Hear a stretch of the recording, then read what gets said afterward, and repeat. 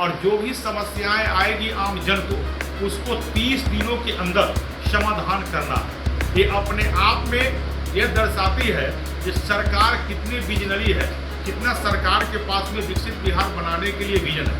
आम जनता को काम को अटकाना, भटकाना और लटकाना, तो उनको अपने आप को स्वभाव को बदलनी होगी और 31वां दिन स्वतः वह सस्पेंड हो जाएंगे, वह निलंबित हो जाएंगे। देश के माननीय प्रधानमंत्री जी का विकसित भारत बनाने का संकल्प ये है, उस संकल्प को पूरा बिहार प्रथम पंक्ति में बैठ के करेगी और उस बिहार में पश्चिमी चंपारण जिला अग्नि पंक्ति में आएगी, ऐसा मेरा भी प्रयास रहेगा।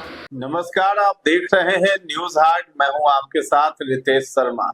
बिहार सरकार के अनुसूचित जाति जनजाति कल्याण मंत्री सह जिला प्रभारी मंत्री लखेंद्र कुमार रोशन ने 19 मई को बेतिया जिले के 3 प्रखंडों में चल रहे सहयोग शिविर का निरीक्षण किया।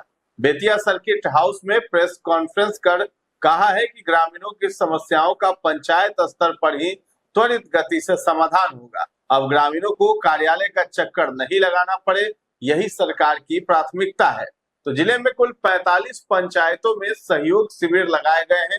वहीं एकलव्य आवासीय विद्यालय बेलाटाडी रामनगर में व्याप्त भ्रष्टाचार पर मंत्री ने कहा है कि जांच कर दोषी पाए जाने पर कार्रवाई की जाएगी। प्रभारी मंत्री ने कहा है कि राज्य सरकार निर्धन किसान, मजदूर, महिलाओं एवं जरूरतमंद लोगों तक योजनाओं का लाभ पारदर्शी तरीके से पहुंचाने के लिए प्रतिबद्ध है। उन्होंने ये भी कहा कि सहयोग शिविर सरकार और जनता के बीच सीधा संवाद स्थापित करने का प्रभावी माध्यम बन रहा है। इससे लोगों को अपनी समस्याओं के समाधान के लिए कार्यालयों का चक्कर नहीं लगाना पड़ेगा, बल्कि पंचायत स्तर पर ही उनकी समस्याओं का समाधान सुनिश्चित किया जा रहा है। मंत्री लखेंद्र कुमार रोशन ने अधिकारियों को निर्देश दिया है कि प्राप्त सभी आवेदनों का समयबद्ध एवं गुणवत्तापूर्ण निष्पादन सुनिश्चित किया जाए। निष्पादन नहीं करने पर संबंधित अधिकारी को 30 दिन के अंदर ही समस्या का निष्पादन करने की चिट्ठी भी मिलेगी और नहीं करने पर उन्हें निलंबित करने का भी फरमान जारी हो जाएगा।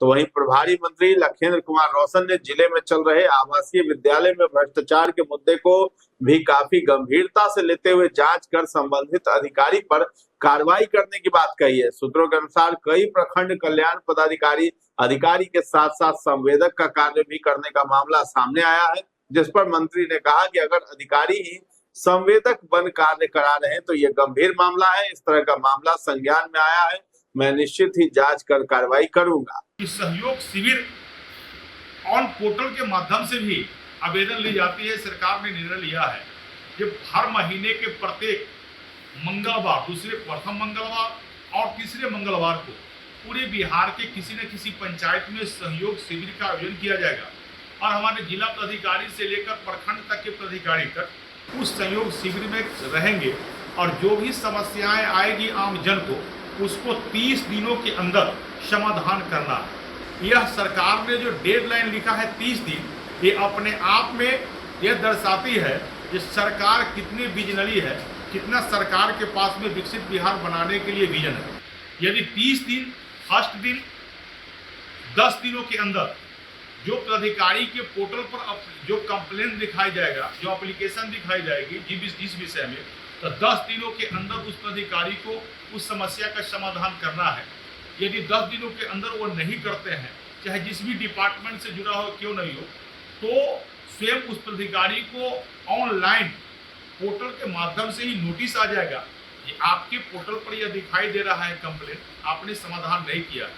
फिर नेक्स्ट दूसरा उनको 20वें दिन वही फिर नोटिस आएगा और तीसरा उनको जो है 5 दिनों के बाद माने 25वां दिन उनको 3 नोटिस हर हाल में आ जाना है कि आपको भाई तीसरा नोटिस तक अगर समस्या का समाधान नहीं करते हैं तो जिस दिन 31 दिन हो जाएगा तो स्वतः ऐसा सिस्टम बनाया गया है बिहार के माननीय मुख्यमंत्री जी के द्वारा, एनडीए के सरकार के द्वारा कि 31वां दिन जो पदाधिकारी जिनको पहले से यह स्वभाव में रहा होगा आम जनता को काम को अटकाना, भटकाना और लटकाना, तो उनको अपने आप को स्वभाव को बदलनी होगी और 31वां दिन स्वतः वह सस्पेंड हो जाएंगे, वह निलंबित हो जाएंगे, उन पर कार्रवाई हो जाएगी।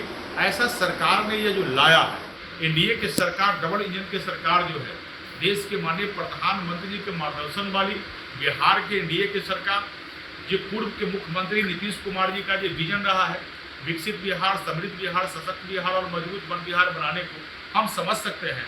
वर्तमान एनडीए की सरकार, बिहार के माननीय मुख्यमंत्री सम्राट चौधरी जी उस विजन को साथ अपने पदाधिकारियों, आम जन के सहयोग से उस विजन को धरातल पर उतारने के लिए इन योजनाओं को, इन स्कीम को लाई है। हम समझ सकते हैं देश के माननीय प्रधानमंत्री जी का विकसित भारत बनाने का संकल्प जो है, उस संकल्प को पूरा बिहार प्रथम पंक्ति में बैठ के करेगी और उस बिहार में पश्चिमी चंपारण जिला अग्नि पंक्ति में आएगी, ऐसा मेरा भी प्रयास रहेगा, सभी जनप्रतिनिधि के प्रयास रहेगा। हम समझ सकते हैं यहाँ के जितने जो पत्रकार साथी है, आप सबका ही प्रयास रहेगा और आपके सहयोग से ही प्रभारी मंत्री के रूप में यहाँ मुझे भी काम करने का मौका मिलेगा।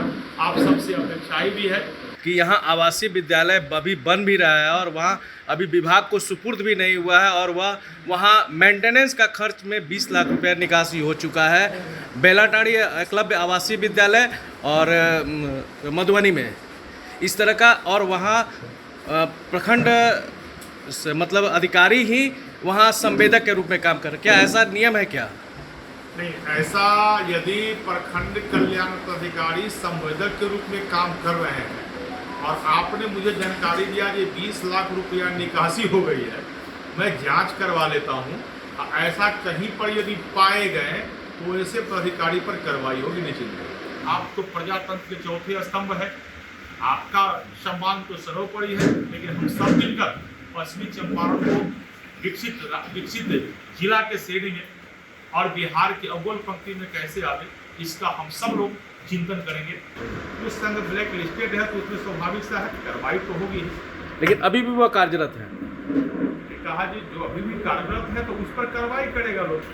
वही बेतिया जीएमसीएच में कार्यरत गोस्वामी सिक्योरिटीज का लाइसेंस रद्द होने के बाद भी काम करने वाली बात पर मंत्री ने कहा कि जल्द ही जिले के वरीय अधिकारियों से इस पर कार्यवाही करने को कहा जाएगा और टेंडर के माध्यम से दूसरे मान्यता प्राप्त सिक्योरिटीज कंपनी को रखने की बात भी कही है। तो फिलहाल इस खबर में इतना ही है। न्यूज़ हाट के साथ बने रहें और अभी तक हमारे चैनल को आपने सब्सक्राइब नहीं किया है तो जरूर कर लें। धन्यवाद।